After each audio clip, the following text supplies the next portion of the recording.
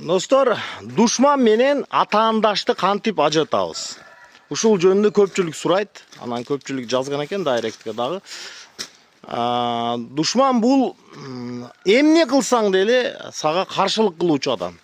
Бирок ушул эле тапта атаандашты дагы ажыратып алыш керек. Атаандаш бул бир сферада, саясатта болосунбу, коммерцияда болосунбу, же бир башка нерседе бүт жерде сен менен атаандаштык кылуучу адам каршылык кылып турат.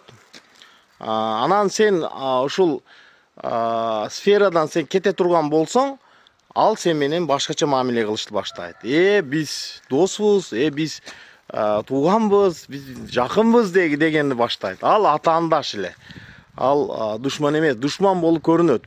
Душман болсо, эмне кылсаң деле сага каршылык кыла турган адам, кайсыл сферада болсоң деле, ал душман. Сен өнүгүшүңдү, өсүшүңдү каалабайт. Сен өзүң түгүл, балаңга дагы, үй бүлөңгө дагы бүт жерге душмандык кылат. Андай адамдар бар, бирок андай адам аз болот. Көбүнчө бардыгы атаандаш болот. Сен жеткен жеңишке, жетишкендиктерге күйкө турган, анан көрө албастык кыла турган, өзү жетпей, арабча айтканда хасат кыла турган адамдар, булар атаандаштар болот. Алар ошону жеңе албай, сага адал атаандаштык кылбай, ушундай тоскоолдуктар кылат. Сен андан кетишиң менен ал доска айланат. Ал деле. Ошого душман менен атаандашты ажыратып алышыбыз керек. Атаандаштык бардык нерседе бар. Даже ушул диний уюмдарда дагы, духовный деп аталса дагы, бирок ушул жерде дагы мансап, акча бар жерде болот.